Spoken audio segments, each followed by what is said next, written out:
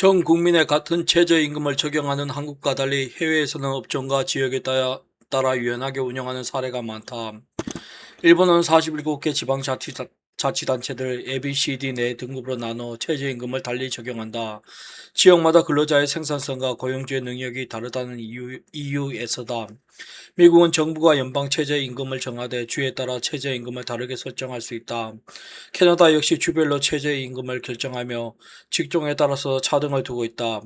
예컨대 식당 직원은 팁을 받는다는 이유로 최저임금이 다른 근로자보다 낮고 재택근무자는 전기 난방요금을 부담한다는 이유로 많이 받는다.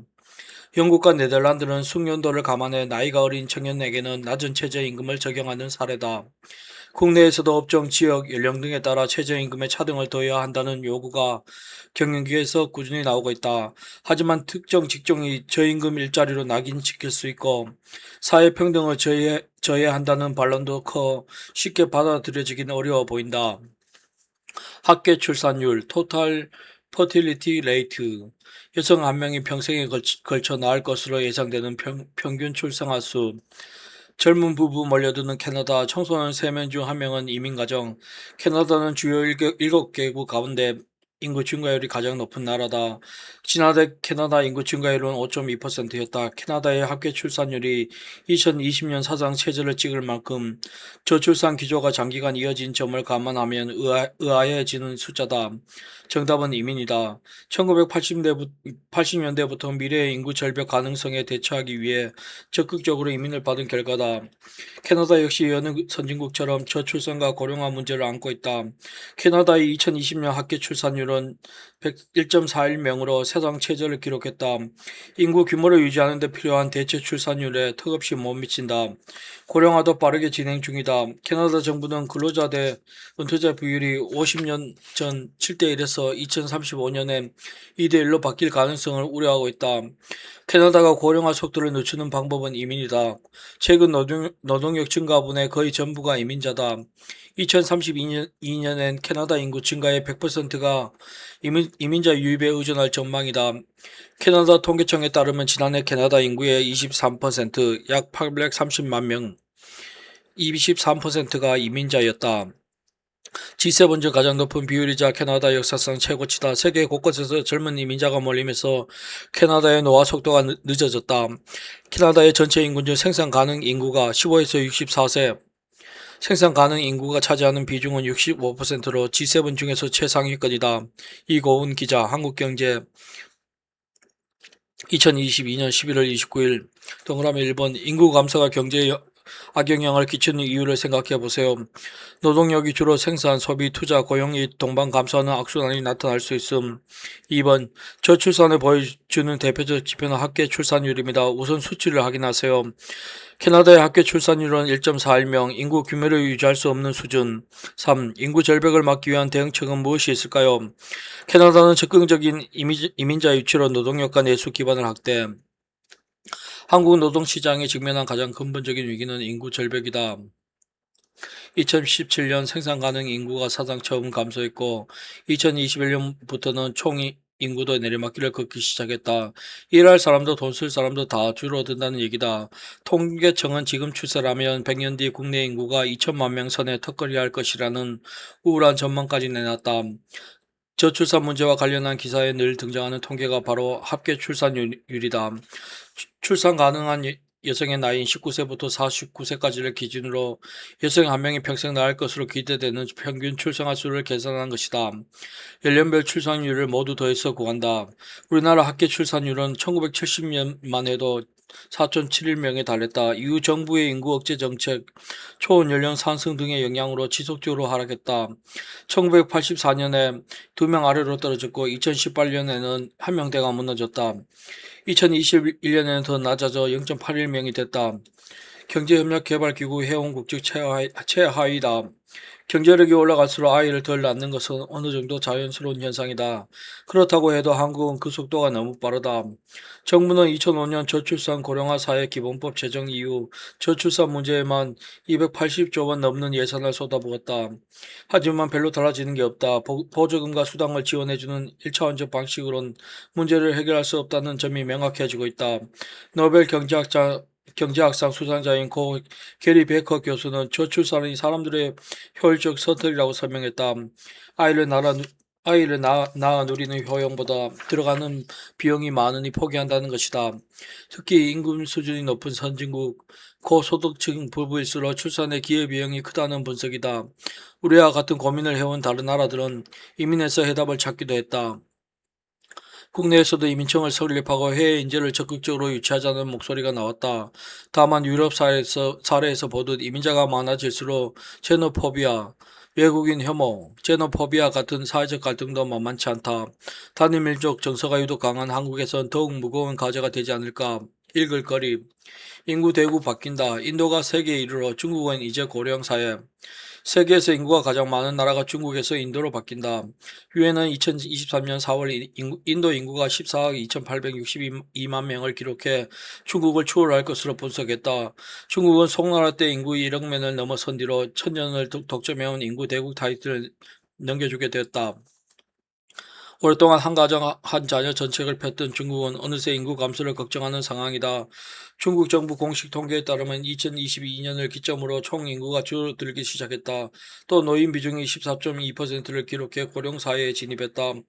유엔은 65세 이상인 사람을 고령 인구로 정의한다. 고령 인구가 총 인구에서 차지하는 비율이 7% 이상인 나라는 고령화 사회, 14% 이상이면 고령 사회, 20% 이상이면 초고령 사회로 분류한다.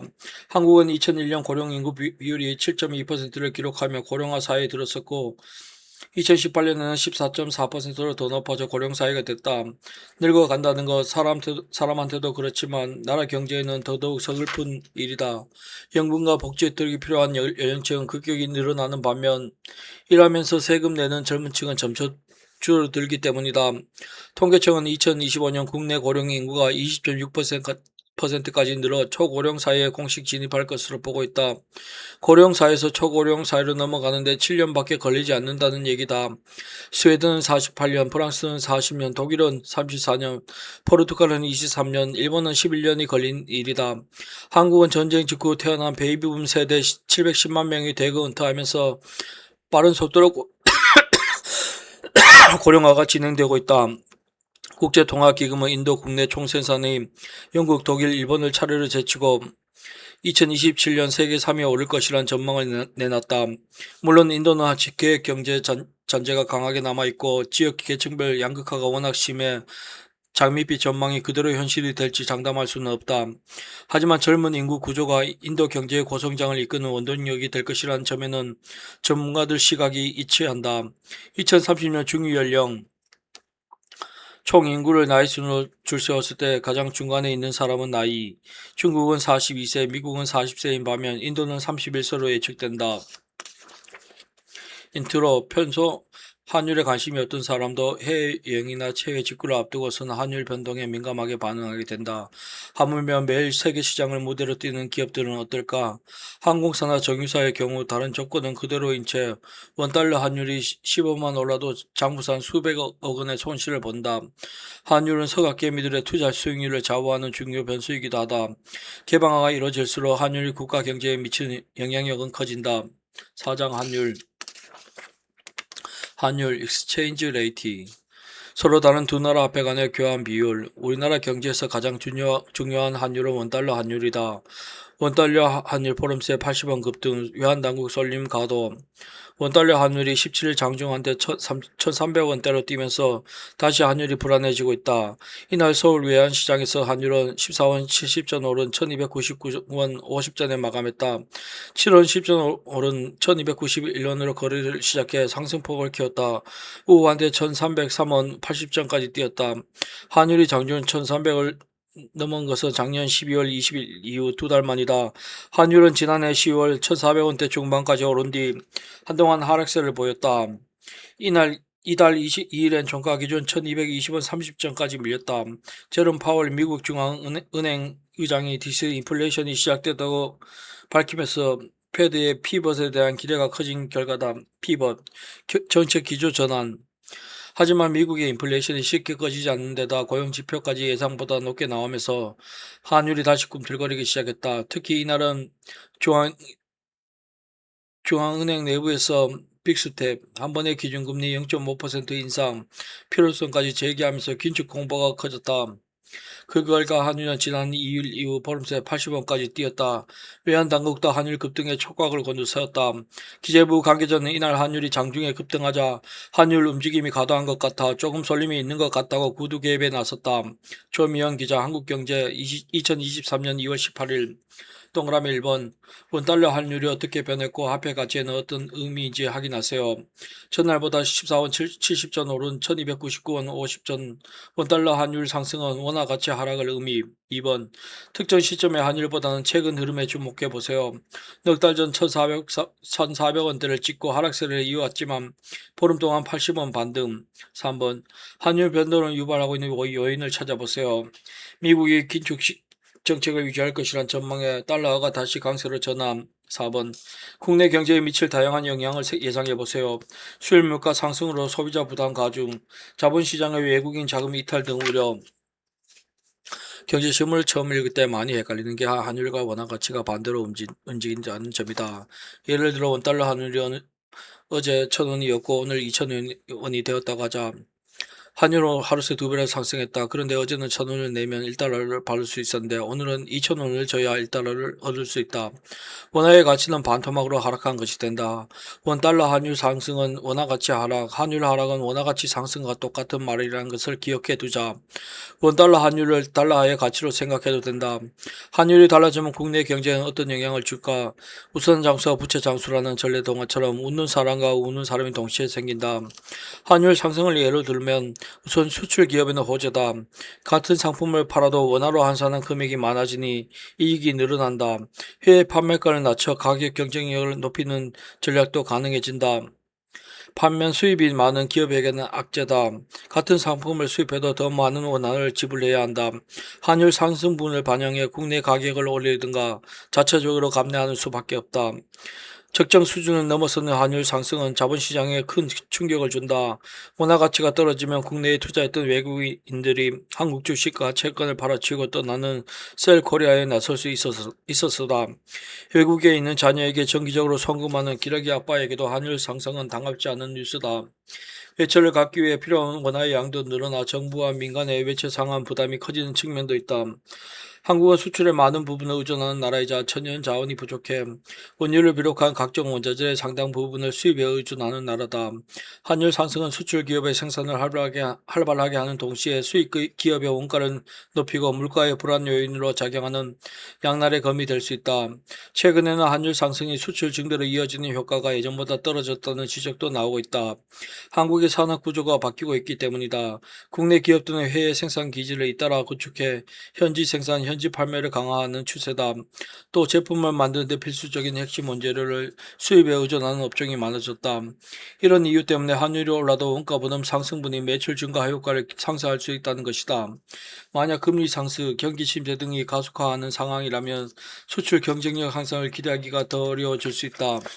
외환시장, 외환을 사고 파는 장소, 이곳에서의 수요와 공급에 따라 환율이 결정된다. IMF 드라마 벗고 외환시장 문 연다. 정부가 내년 7월부터 외환시장 마감 시간을 새벽 2시로 연장한다. 해외은행과 증권회사의 국내 외환시장 지표 참여도 허용한다. 1948년 건국 폐쇄적으로 운영해온 외환시장을 70여 년 만에 대폭 개방하기로 한 것이다.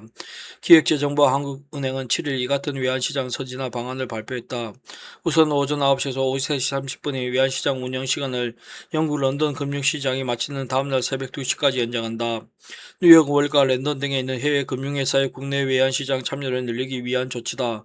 정부는 시장 여건들을 고려해 외환시장 운영 시간을 단계적으로 24시간으로 늘릴 계획이다.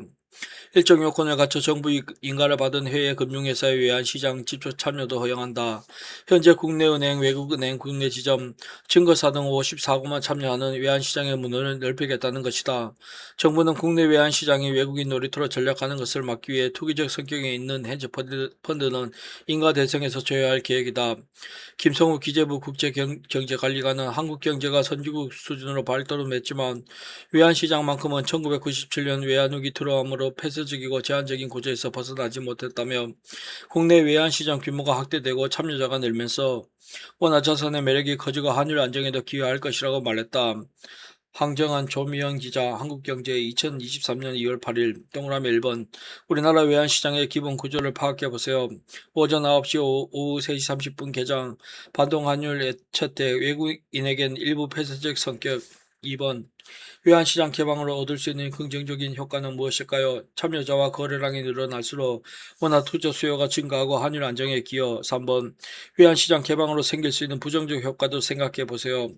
투기 세력 진입이 늘고 당국의 대응이 어려워지면 변동성 오히려 커질 위험.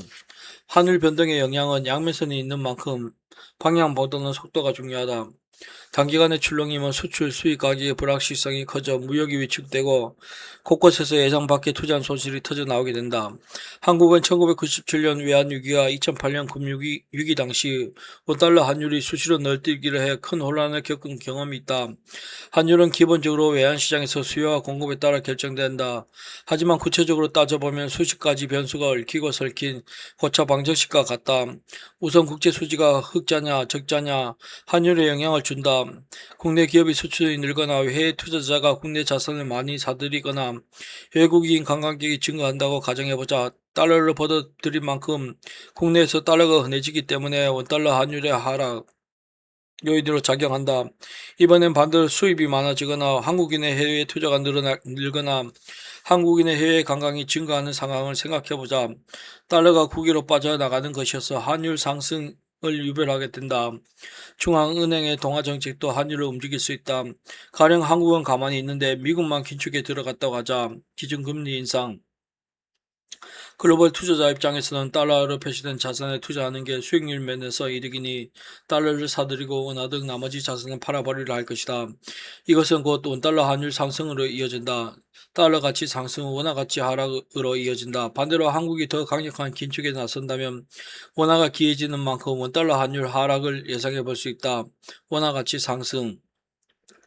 국가 간 물가 격차도 환율을 결정하는 주요 요인이다. 한국의 물가가 급등하면 해외에서 저렴한 수입품에 들여오려는 수요가 높아져 환율 상승으로 이어지게 된다. 달러 가치 상승, 원화 가치 하락. 시장 참가자들의 기대 심리나 투기적 수요 역시 환율의 변동폭을 키울 수 있다. 외환시장에는 막강한 자본력을 앞세워 고위험 고수익을 누리는 한투기 세력이 물밑에서 움직이고 있다.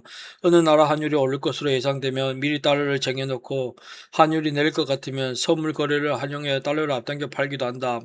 정치적 불안정, 안보 불안, 테러 등의 외부 요인도 단기적으로 환율을 출렁이게 할 수 있는 뉴스다. 참고 고정환율 vs 변동환율. 환율 제도는 크게 고정환율과 변동환율로 나뉜다. 고정환율은 정부 중앙은행이 환율을 일정 수준으로 유지하는 제도다. 달러와 같은 특정 통화에 자국 환율을 묶는 페그제가 일반적이다. 말뚝이라는 뜻. 정부가 정책 주도권을 쥐고 환율 급변동의 충격을 예방할 수 있다는 것은 장점이다. 하지만 자본 이동을 인위적으로 통제해야 하고 위기 상황에선 오히려 한투기 공격에 쉽게 노출될 수 있다. 변동 환율은 외환의 수요 공급에 따라 환율이 자유롭게 결정되는 방식이다. 시장 원리에 잘 맞지만 경제력이 약한 개발도상국에는 감당하기 힘들 수 있다. 대략 세계 국가의 35%는 변동환율, 15%는 고정환율, 50%는 둘을 절충한 중간 형태의 환율 제도를 채택하고 있다. 한국을 포함한 대다수 선진국이 변동환율제를 시행 중이다. 기축동화 달러 인덱스. 기축동화는 국제무역과 금융거래에서 결제수단으로 널리 쓰는 화폐. 달러 인덱스는 6대 주요 통화, 유로, 엔, 파운드, 캐나다 달러, 크로나, 스위스 프랑, 6대 주요 통화와 비교한 달러 가치를 평가한 지수. 거침없는 강달러 행진. 예상치 못한 역풍 우려된다. 월스트리트를 중심으로 강달러의 역풍에 대한 우려의 목소리가 커지고 있다. 주요 6개국 통화 대비 달러 가치를 보여주는 달러 인덱스는 지난 6일 20년 만에 110을 돌파했다. 미국 중앙은행이 올 들어 기준금리를 대폭 인상하는 등 고강도 통화 긴축 정책을 이어가면서 달러가 안전자산으로 떠올랐다는 설명이다. 세계 기축 통화인 달러의 강세는 예상치 못한 부작용을 초래할 수 있다. 월스트리트저는 최근 달러 강세가 이어지면 신흥국 시장, 기업 이익, 글로벌 경제, 환율 시장, 달러 투자 등 5가지 부분에서 문제가 생길 수 있다고 경고했다. 신흥국들은 달러 강세에 취약하다. 채권을 달러로 발행하는 경우가 많았었다. 달러가 강세일수록 신흥국 통화 가치가 떨어지고 수입 제품 물가가 오른다. 우크라이나 전쟁 이후 세계를 위협하는 인플레이션이 한층 더 기승을 부릴 가능성이 높다. 미국 기업도 강달러로 타격을 입을 수 있다. 글로벌 매출이 많은 기업은 해외 각국 매출을 달러로 환산하는 과정에서 매출이 쪼그라든다. 마이크로소프트와 알파벳, 애플 등 글로벌 기업들은 해외 매출이 전체의 50%를 웃돈다. 원유 등 중요한 제한은 달러로 가격이 매겨지기 때문에 달러 가치가 올라가면 원자재 가격도 상승하는 효과가 있다. 노유정 기자, 한국경제, 2022년 9월 19일. 동그라미 1번 달러 인덱스를 통해 달러 가치의 최근 흐름을 확인하세요. 20년 만에 110을 돌파하며 강세를 보이고 있음. 2번 달러 강세가 다른 나라 경제에 미칠 부정적 영향을 정리해보세요. 외채이자 부담 증가, 자국 통화 가치 하락, 수입 물가 상승 등. 3번 세계 외환시장에는 어떤 영향을 미칠지도 생각해보세요. 각국의 외환시장 개입 유인이 커지고 달러 사재기 등을 유발할 가능성. 지구상에는 180조 안팎의 화폐가 존재한다. 국가 수에 버금가는 다양한 종류의 돈이 쓰이고 있는 것이다. 이 중 가장 보편적으로 통용되는 화폐는 당연 미국 달러하다. 달러는 국제 결제의 40%, 세계 요한 보유액의 60% 안팎을 차지하고 있다. 어느 나라에 가든 환전도 쉽다. 저개발국 중에는 아예 자국 화폐를 대신해 달러를 쓰는 달러라이제이션이 일어난 것이 적지 않다. 국제무역과 금융거래에서 결제 수단을 널리 쓰는 화폐를 기축통화라고 한다. 달러는 자타공인 가장 강력한 기축통화로 인정받고 있다. 선진국이 발행하는 유로, 엔, 파운드 등은 준기축통화로 분류되긴 하지만 달러의 영향력에는 미치지 못한다. 기축통화 발행국이 되려면 힘이 있어야 한다. 그 힘은 경제력뿐만 아니라 정치적 영향력과 군사력을 포함한다. 그래서 로마 제국 시절에는 로마 돈이, 대영 제국의 전생에는 영국 돈이 기축통화 역할을 했다. 달러가 세계의 기축통화 자리를 차지하게 된 건 제2차 세계대전이 끝난 즈음부터다. 세계 국내 총생산의 4분의 1을 차지하고 국방력 면에서 압도적 1위인 미국의 힘이 달러의 힘으로 이어지고 있다. 기축통화는 언제라도 쓸 수 있도록 시장에 충분히 공급되고 거래 당사자들이 신뢰할 수 있어야 한다. 중국의 경제력이 커져도 위안이 가축통화가 되지 못하고 있는 것은 정부의 인위적 통제가 가능한 탓이다. 원달러 환율이 원화와 비교한 달러의 가치를 보여준다면 세계적 차원에서 달러의 가치는 어떻게 확인할 수 있을까? 여기에 활용되는 지표는 달러 인덱스다. 달러 인덱스는 경제 규모가 크고 통화 가치가 안정적인 6개 주요국 통화를 기준으로 달러 가치를 평가하는 지수다. 유럽연합의 유로, 일본의 엔, 영국의 파운드, 캐나다의 캐나다 달러, 스웨덴의 크로나, 스위스의 스위스 프랑을 비교 대상으로 삼고 있다. 통화별 비중은 그 나라 경제 규모에 따라 조절한다. 달러 인덱스는 1973년 3월 탄생했고 당시 수치를 기준점으로 잡아 산출하고 있다. 달러 인덱스의 상승은 강달러, 하락은 약달러 현상을 의미한다. 외환 보유액, 포린 익스체인지 리저브즈. 정부와 중앙은행이 외환시장 불안정에 대비해 비축한 외화자산. 1. 외환시장에서 엔화 아무리 사들여도 언발의 오줌누기. 엔저를 막기 위해 일본 정부가 24년 만에 외환시장에 직접 개입했지만 효과는 크지 않을 것으로 분석된다. 23일 일본 미디어들에 따르면 이튿날 일본 은행이 단기 금리를 연 0.1%로 마이너스 0.1%로 유지한 반면 스위스 국립은행은 기준금리를 연 마이너스 0.25%에서 연 0.5%로 0.75%포인트 인상했다. 세계 주요국 가운데 마이너스 금리를 유지하는 국가는 일본만 남았다. 지난 21일 미국 중앙은행이 기준금리를 연 3에서 3.25%로 또다시 0.75% 올리면서 미국과 일본의 금리 차는 15년 만에 최고 수준으로 벌어졌다. 금리 차로 달러당 엔화 가치가 146엔 근처까지 떨어지자 일본 정부는 예상을 끼고 외환시장에 직접 개입했다. 엔화를 매수하는 방식의 시장 개입은 1988년 6월 후 처음이다. 개입 직후 엔화 가치는 140엔으로 5엔 상승했다. 시장 전문가들은 엔화 약세 근본 원인인 마이너스 금리를 그대로 둔 채 외환시장에 개입해봐야 언발의 오줌누기일 것이라고 분석했다. 8월 말 현재 일본의 외환 보유액은 1조 2,921억 달러로 엔화로 환산하면 186조엔 수준이다. 도쿄 외환시장의 하루 평균 거래액은 3,755억 달러이다. 하루 기준 역대 최대 시장 개입 액수인 1조 원을 투입하더라도 외환시장 하루 거래액의 2%로 못 미친다. 일본 은행은 1998년 4, 6월 3조 엔 규모의 엔화 매수 개입에 나섰다가 실패한 경험이 있다. 정영호 기자, 한국경제, 2022년 9월 24일. 동그라미 1번. 시장에서 결정되는 환율에 정부가 인위적으로 개입한 이유는 무엇일까요? 엔화 가치 급락으로 인한 경제 충격을 최소화하기 위해. 2번. 정부가 어떤 방식으로 외환시장에 개입했는지 파악해보세요. 외환 보유액으로 쌓아둔 달러로 엔화를 직접 사들여 엔화 가치를 끌어올림. 3번. 이런 개입은 실제로 얼마나 효과가 있었는지 확인해보세요. 엔화 매수 직후 오엔 상승, 하지만 일시적 효과일 가능성이 높음. 4번. 정부의 개입 효과가 장기간 지속되긴 힘든 이유를 생각해보세요. 외환 보유액에 한계가 있고 엔저의 근본 원인을 해소하지 못하기 때문.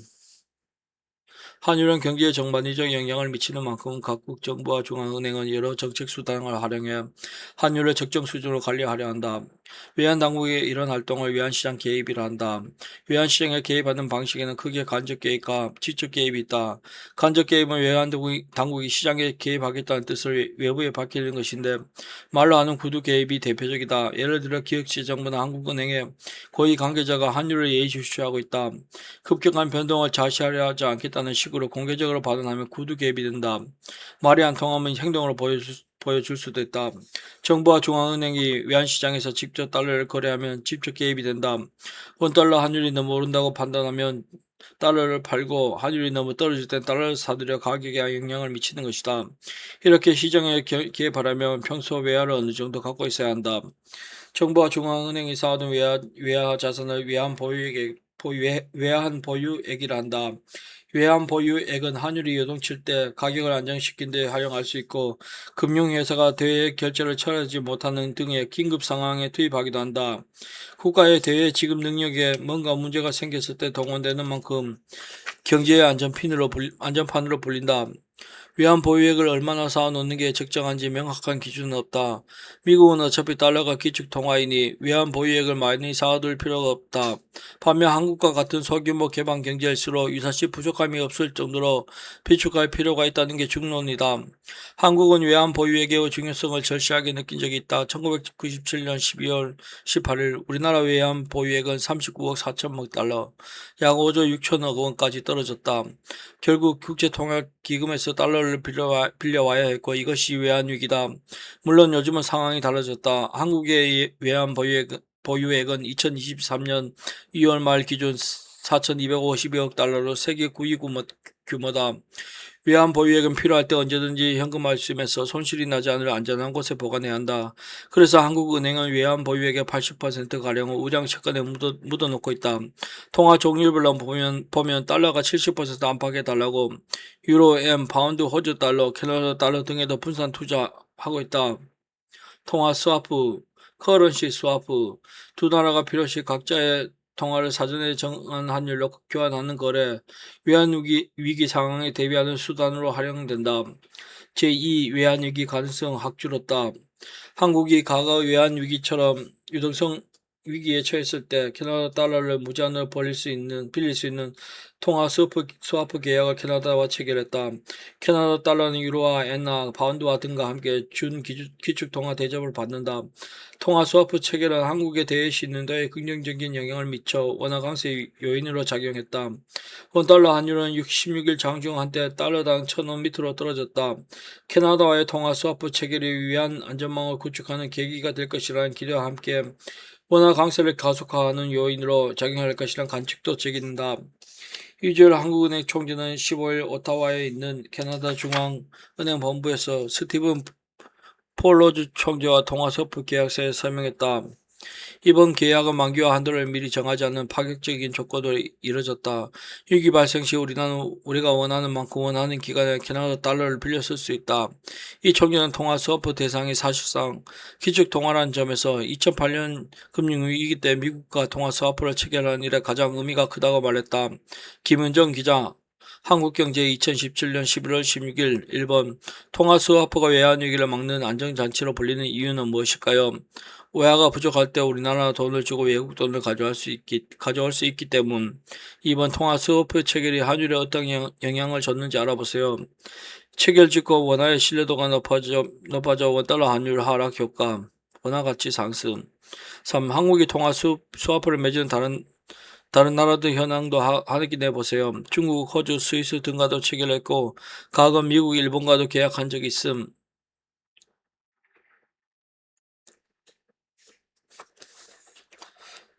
원달러 환율이 치솟을 때면 한미 통화 수화표를 다시 체결해야 한다는 주장이 간과와 경제계에서 나오고 한다.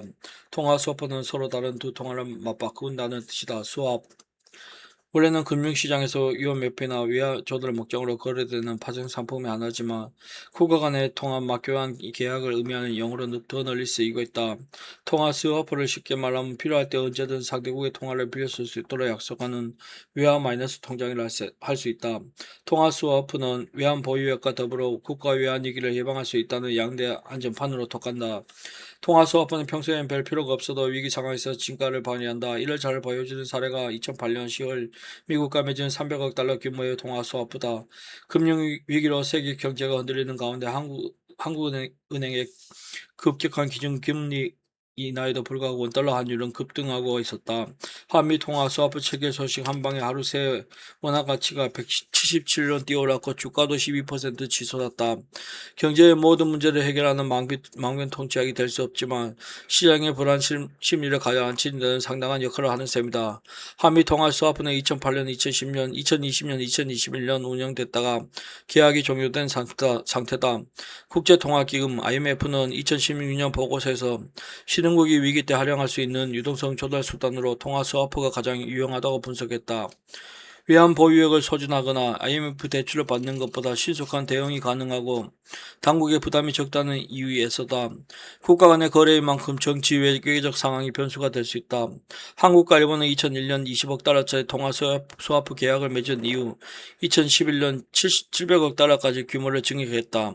하지만 독도와 위안부 문제로 한일 관계가 경색되면서 계약이 연장되지 않았고 2015년으로 끝났다. 한일 조작구 커런시 매니플레터 수출 확대들의 목적으로 정부가 인위적으로 외환시장에 개입해 자국에 유리하게 환율을 조작하는 국가 미국 재무부가 지정한다.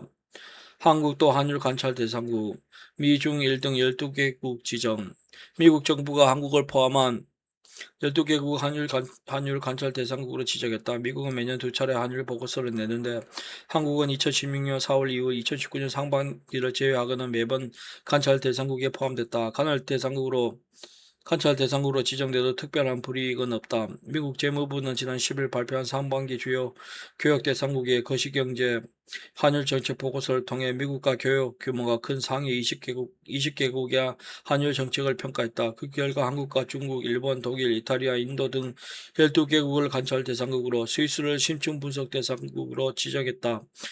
제니트 앨런 미 재무장관은 미국 정부는 지속 가능한 글로벌 경제 회복을 위해 주요 무역 대상국이 신중한 정책 수단을 사용하기를 강력하게 권고한다고 밝혔다. 한일 조작국으로 분류된 국가는 없었다. 직전 도널드 트럼프 행정부는 베트남과 스위스를 한일 조작국으로 지정했지만 조 바이든 행정부는 증거 불충분을 이유로 이를 해제했다. 중국은 2019년 9월 한일 조작국으로 지정됐다. 2020년 1월 해제됐다. 더병욱 기자 한국경제 2022년 6월 12일 동그라미 1번 미국이 한율 조작국가 관찰 대상국을 지정하는 근거를 알아보세요. 대미무역 흑자, GDP 대비 경상 흑자, 외환시장 개입 규모를 고려해 지정. 2번 한국은 어디에 해당하는지 확인해 보세요. 관찰 대상국으로 계속 지정되고 있지만 불이익은 없음. 3번 한율 조작국으로 지정된 국가를 파악해 보세요. 중국, 베트남, 스위스 등이 있었지만 모두 해제된 상태. 운동선수가 기록을 높이려고 금지 약물을 투여하면 벌을 받는다. 공정한 경쟁이 아니기 때문이다. 국제무역을 하는 나라들도 수출을 늘리기 위해 환율에 손대고 싶은 유혹에 빠질 수 있다. 하지만 국가 간의 분쟁의 씨앗이 될 수 있어 쉽지가 않다. 특히 만선적인 무역 수지 절차에 시달려온 미국이 이런 꼴을 가만히 보고 있지 않는다. 환율 조작이 의심되는 나라의 명단을 작성해 압박을 가한다. 미국 재무부는 1년에 2번 의회에 보고하는 환율 보고서에서 심층 분석 대상국을 지정하는데 이것을 이른바 환율 조작국이라 한다. 미국은 교역의 상위 20개국 가운데 세 가지 요건을 모두 충족하는 나라를 한일 조작국으로 본다. 1번 대무역 수지 흑자가 150달러를 넘고 2번 경상수지 흑자가 국내 총생산의 33%를 넘거나 GDP 대비 경상수지 차이가 1%를 넘고 외환 수매 수익이 GDP의 2%를 넘고 수매 수기간이 12개월 중 8개월 이상인 나라다. 간단하게 말하면 미국과의 무역에서 많은 이익을 보고 있고 당국의 외환시장 개입에 상당한 규모로 이루어진 나라가 한일 조약국이 된다고 할 수 있다. 한일 조약국에 해당하지 않지만 예의주시할 필요가 있는 나라는 관찰 대상국으로 분류한다. 지정 요건 중 두 개를 충족하거나 대미 무역 흑자가 과도한 경우이다. 한일 조약국으로 지정됐을 때 큰 제재가 있는 것은 아니다. 미국 정부가 구매하는 물품에 한일 조작국 제품은 제외하고 한일 조작국에 투자하는 미국 기업에는 투자나 보증을 서지 않는다는 정도다. 하지만 세계 최대 강국인 미국이 이를 명분 삼아 무역 보복에 나설 수 있다는 게 너무 더 무섭다. 미국과의 관계가 악화되고 국제사회 평판이 떨어질 수 있다는 점도 부담이다. 한국은 1988년 한일 조작국으로 지정됐다가 2년 만에 풀려난 적이 있다. 관찰 대상국 명단에는 꾸준히 포함되고 있다. 미국은 1998년 이후 한일 조작국을 지정하지 않다가 중국과 무역 분쟁이 고조된 2019년 중국을 한일 조작국으로 전격 지정했는데 합의를 이루자 반년 만에 해제했다. 한일 조작국 제도를 협상의 지렛대로 소홀하게 활용한 셈이다. 읽을거리 아르헨티나 이상한 환율, 대두 달러, 콜드플레이 달러, 환율 종류가 10여 개. 아르헨티나 페소의 가치는 당신이 무엇을 사느냐에 따라 결정된다. 2022년 10월 블룸버그 통신의 기사 제목이다. 아마 10여 종의 환율을 운영하고 있는 아르헨티나 정부가 화폐의 가치 하락을 막겠다며 또 다른 종류의 환율을 만들어내면서 안 그래도 복잡한 경제 시스템을 더 복잡하게 하고 있다는 내용이다. 아르헨티나에는 공식 환율 이외에 자유달러, 관광달러, 증권달러, 저축달러 등 각가지 이름이 붙은 달러 시세가 존재한다. 환율이 여러 개라니 그날 1달러, 원으로 간단하게 표시되는 원달러 환율에 익숙한 우리로서는 쉽게 이해하기 힘들다. 고질적인 경제 위기를 겪어온 아르헨티나는 2002년 고정환율을 포기하고 변동환율로 전환했지만 실질적으로는 정부 개입이 여전히 세다. 물가 상승률이 높아 페소 가치 하락 압박이 강한데도 억지로 틀어막고 있다. 아르헨티나 국민들은 공식적인 경로로는 달러를 마음껏 바꿀 수가 없다. 몇 가지 자격을 충족하는 사람에 한해 1인당 월 200달러까지 환전할 수 있는데 이따르는 공실 환율보다 60% 이상 비싼 저축 달러 환율을 적용한다. 상황이 이렇다 보니 암시장이 발달했다. 바로 이 암시장의 달러 시세가 자유달러이며 공식 환율보다 2배가량 높다. 달러 유출을 막기 위해 기업의 수입도 통제하고 있다. 해외에서 물건을 들여오려면 사전 승인을 받아야 하는 탓에 필수 원자재 공급이 늦어져 생산의 차질을 빚곤 했다. 아르헨티나 정부는 필요에 따라 새로운 환율을 계속 추가했고 현지 언론은 그에 맞는 별명을 붙이는 일이 반복되고 있다. 2022년 9월 한시적으로 도입된 대두 달러 사례를 보자. 아르헨티나의 주요 수출 품목인 콩에 적용한 특별 환율로 대두 수출업자가 1달러를 외환시장에 팔면 200페소를 받아가도록 했다. 이쯤 정부 고시의 환율은 달러당 140페소였으니 40% 이상을 더 쳐준 것이다. 기업이 수출로 벌어들인 달러를 공식 외환시장에서 바꿀 요인을 제공함으로써 외환 보유액을 확충하는 효과를 노렸다. 한 달 뒤에는 외국 가수 공연료를 지급할 때 적용하는 특별 환율로 생겼다. 당시 아르헨티나에서 대규모 콘서트를 앞두고 있던 영국 록밴드 콜드플레이의 이름을 따 일명 콜드플레이 달러로 불렸다. 공연 기획사가 해외 송금에 어려움을 겪어 형사가 취소되는 사례가 잇따르자 마련된 대책으로 공식 환율보다 30% 비싼 값으로 달러를 환전할 수 있게 했다. G20 전선의 회원국답지 않게 국제 기준과 거리가 먼 환율 체계다. 제2차 세계대전 이전까지 영국과 밀접한 관계였던 아르헨티나는 미국 달러가 기축통화로 떠오른 이후 달러 부족 현상에 시달려왔다. 국제통화기금은 아르헨티나의 환율 일원화를 수출에 권고했지만 아르헨티나는 중앙은행의 외환 보유액 방어를 위한 불가피한 조치라는 입장을 고수하고 있다.